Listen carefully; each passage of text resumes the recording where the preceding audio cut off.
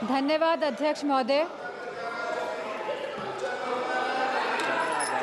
धन्यवाद अध्यक्ष। Please sit down. Khan ji, please sit down.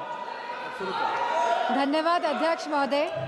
लोकतंत्र के महत्वपूर्ण विषय पर बोलने का जो आपने समय दिया, जहां हम आज चुनाव सुधारों पर चर्चा कर रहे हैं। इनको बोलने दो, प्लीज लिसन टू हर। चुनाव आयोग एक संवैधानिक ढांचा है जिसे निष्पक्ष तरीके से काम करना चाहिए, लेकिन हाल में देखने को मिला है कि ये चुनाव आयोग पूरी तरह सरकार के इशारे में काम कर रहा है, या यूँ कहें कि पूरी तरह समर्पित होकर सरकार के लिए काम कर रहा है। हमने उत्तर प्रदेश के उपचुनावों में देखा है कि किस तरह वोटों की धांधली हुई, कि किस तरह बीजेपी ने मनमानी करी और लगातार चुनाव आयोग को शिकायत करने के बावजूद भी चुनाव आयोग ने कोई भी एक्शन नहीं लिया। और इसी के साथ यह भी देखने को मिला कि पुलिस खुद सादे कपड़े पहनकर वोट डालती नजर आई बूथ के अंदर, लेकिन चुनाव आयोग ने कोई भी अधिकारियों के खिलाफ कार्रवाई नहीं करी। सीसी फुटेज की जब मांग करी गई चुनाव आयोग से, तो चुनाव आयोग ने सीसी फुटेज तो नहीं दिए। इसी के साथ एक ऐसा कानून लेके आई है जहां पे कहा गया है कि 45 दिन के अंदर सीसी फुटेज हटा दिए जाएंगे। चुनाव आयोग पूरी तरह से पूर्ण तरीके से पक्षपाती स्वरूप में नजर आ रहा है, और यह हम इसलिए भी कहना चाहेंगे कि चुनाव आयोग का जो ये स्वरूप बदला है वह इसीलिए बदला है जब से चीफ जस्टिस ऑफ इंडिया को हटाकर यूनियन मिनिस्टर को अपॉइंटमेंट ऑफ इलेक्शन कमीशन में लगाया गया है।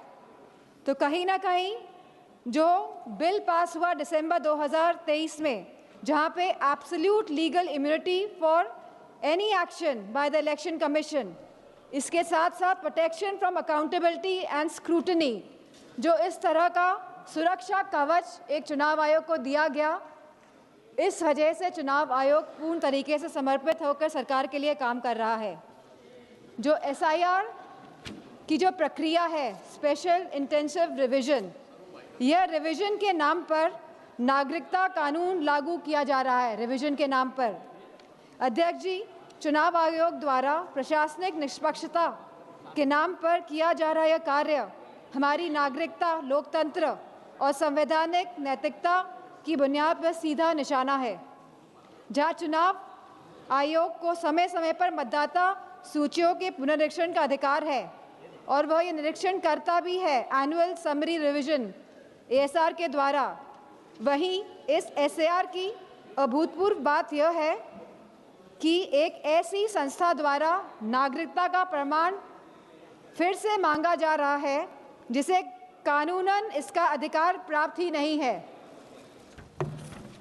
अब तक चुनाव आयोग एक ऐसी संस्था रहा है जिसका उद्देश्य हर मतदाता को शामिल करने का रहा है, लेकिन इस SIR के माध्यम से मतदाताओं को शामिल करने का यह सिद्धांत उलटकर बाहर करने की दिशा में तब्दील होता जा रहा है। जहां बिहार में SIR कराया गया और लगभग 80 लाख वोटर्स को डिलीट किया गया, और यह सूची आज भी उपलब्ध नहीं हो पा रही है कि 80 लाख वोटर्स आखिरकार कौन थे। वहीं SIR के बाद भी अंतिम मतदाता सूची में लगभग 14 लाख से अधिक डुप्लीकेट वोटर्स पाए गए, और इसमें भी लगभग 3.5 मतदाताओं के दोनों वोटर ID कार्ड पर एक ही विवरण दर्ज कराया गया है। अब ये SIR की प्रक्रिया उत्तर प्रदेश में भी चल रही है, जहां BLO को कोई भी प्रशिक्षण नहीं दिया गया है, जहां लगभग 10 से ज़्यादा BLO ने काम के बोझ की वजह से आत्महत्या करी है, और वेस्ट बंगाल में भी लगभग 20 BLO ने आत्महत्या करी है। तो कहीं ना कहीं जहां इन BLO को प्रशिक्षण नहीं दिया जा रहा है और जिस तरह से ये SIR की प्रक्रिया को अंजाम दिया जा रहा है, कहीं ना कहीं ये वोट काटने वाली प्रक्रिया साबित होती जा रही है। तो हमारी मांग है कि जिस तरह सत्ता पक्ष के लोग कहते हैं कि हम बिहार का चुनाव जीते, तो अगर आप वाकई में चुनाव लड़ रहे हैं और जीत रहे हैं, तो हमारी ये मांग है कि आप सीजीआई को वापस अपॉइंटमेंट कमेटी में इंडक्ट करें। और जो आपने सुरक्षा कवच इलेक्शन कमीशन को दिया हुआ है, आप इस सुरक्षा कवच को भी हटाएं। और इसी के साथ समाजवादी पार्टी की यह मांग है कि बैलेट पेपर के माध्यम से ही चुनाव इस देश में कराया जाए। और जिस तरह के मॉनेटरी बेनिफिट्स जब चुनाव किसी राज्य में चल रहा है आप बैंक खातों में पहुंचा रहे हैं, तो मेरा यह मानना है कि कहीं ना कहीं ये वोट जो लोग डाल रहे हैं, वोट डालने में भी इसका इफेक्ट होता है, तो इसे बंद करा जाए। इन्हीं शब्दों के साथ मैं ये बात भी कहना चाहूँगी कि ये जो नागरिकता कानून है, जो ये एसआईआर जो ये लाया जा रहा है, इसे हटाया जाए, जिससे कि सही मायनों में लोगों के वोटों का अधिकार सुरक्षित रह सके। धन्यवाद। धन्यवाद। माननीय श्री सेल्व गणपति।